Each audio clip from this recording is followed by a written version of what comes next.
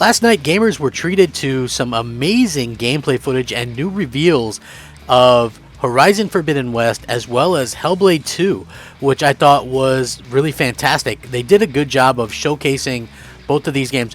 I have to be honest with this, I found both to be absolutely stunning, absolutely fantastic. I was commenting last night, actually during the show, that I thought, wow, have we ever seen anything this good looking?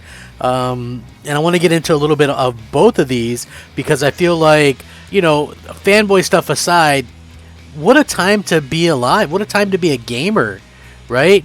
I just feel like that's something we are all kind of losing sight of, is just how absolutely amazing it is to be a gamer. And right now could possibly be going into the golden age of gaming. And I never thought we'd see that again, especially given the fact that, I looked at like the Xbox 360 era as that. But when I look at the next couple of years in terms of gaming, games that we're going to get, just think about this. And of course, some of these won't be out next year, but I'm saying the next couple of years, so sometime in 2023 as well. So you've got God of War Ragnarok, Horizon Forbidden West, Gran Turismo 7, Forspoken, a new Wonder Woman game from the people that made Lord of the Rings, those Lord of the Rings games with the Nemesis system. It's going to have its own Nemesis system. I thought the Batman Gotham Knights looks fantastic. I thought Suicide Squad looks amazing. Rocksteady is killing it. Hellblade 2 looks fantastic. We're going to get Spider-Man 2, a Wolverine game. We're going to get, a Perfect Dark game, a new Fable. I never thought we'd get another Fable after Lionhead was closed down. And here we are getting all these great games. Halo just dropped, right? Alan Wake 2 is coming in 2023. I never thought I'd see the day. But anyway, I want to get into Hellblade 2 graphics and Horizon Forbidden West, kind of a comparison, and talk about what I liked and what I didn't like. It's going to be an interesting video. Hey there, everyone. I'm the Crap Gamer, and of course, this is Crap Gamer Reviews. Back with another video. Thank you guys for checking it out. It's your home of gaming news, opinions, reviews, and much more. You'll probably notice some changes around here, but that shouldn't stop you from giving us a like and possibly even consider subscribing if you haven't already done so. Thank you so much for choosing to spend some of your free time with me and my silly YouTube channel. Now, first off, I want to say I thought, you know what, I'm going to start off with the Hellblade 2 video, okay? So we all kind of were wondering what the deal was with Hellblade 2. It was announced a couple of years ago at the Game Awards. We hadn't seen any gameplay whatsoever. It looked like it was still in early production. We didn't get even a release year on this, so I'm going to go ahead and guess that 2023 is probably going to be the release year sometime. I seriously doubt they get this out next year. Otherwise, they probably would have listed 2023, just the way that they did with Alan Wake 2. So, or they did with, Spider-Man 2. I think that's what they would have done. Now, first off, I want to say absolutely bravo. The graphics look phenomenal. Yes, people are going to mention that it looks like it's downgraded compared to the original reveal. What we see here, though, is actual gameplay. The original reveal, which I tried to caution people against years ago, was obviously, even though it was in-engine, that stuff is the equivalent of like a CGI cutscene. So obviously, it's not going to look as good. But I do think that, the game looks great.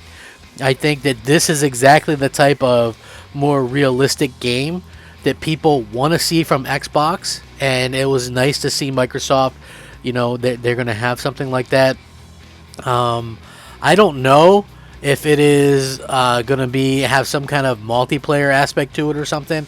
Some people were commenting that it would have a multiplayer aspect. Listen, I don't really know, but I do think that as far as how it looks absolutely amazing. It looks fantastic. Now, I also kind of want to point out that I think that, there's a couple things about the trailer that I didn't like. So, we saw no combat whatsoever.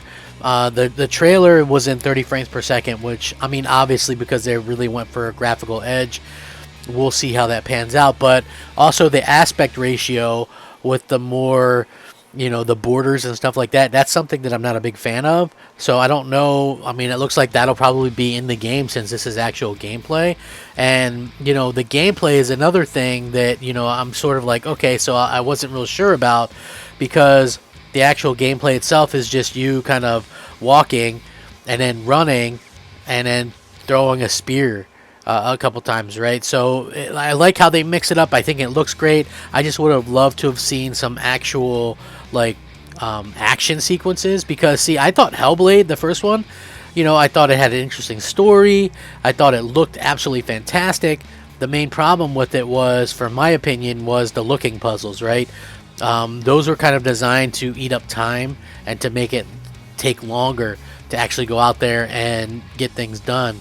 Get the game done, pad the game a little bit. Like anytime, games do that, you just go, it is what it is. But for me, what I've actually kind of noticed is that, gamers are okay with some of this stuff, right? So I think the game is going to be fine. My interest is piqued. I sure would love to see what it could do. Absolutely, I want to see what it could do. It looks like Xbox Series X is finally getting, these games that are going to push the graphical limits of it, and, bravo to that. The other thing I want to talk about, which was Horizon Forbidden West, right? Absolutely fantastic.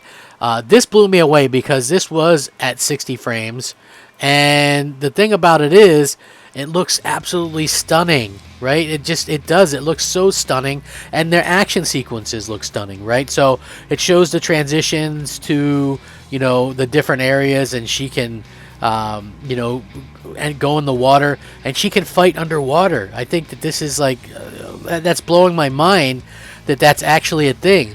Like these underwater fights and these battles and things like that, and the way this thing is going, I mean, yeah, it was delayed into February, so a few month delay, but holy cow, is this like a gorgeous game, and have they done an absolutely tremendous job of, keeping people interested in it and, excited about the game in the long run. So I thought that, they also, seems like what they did with Aloy's game model is they changed it up a little bit. She had a little bit of a fuller face previously. So when it comes to this, I thought that they did a really good job.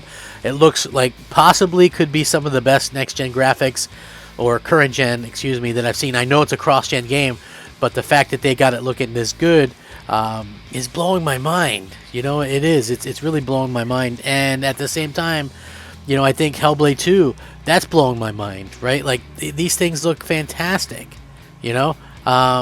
I think that everybody kind of is looking forward to seeing something from these gamers, from these games that really kind of helps with like the purchase and stuff like that. So yeah, I think that that's great.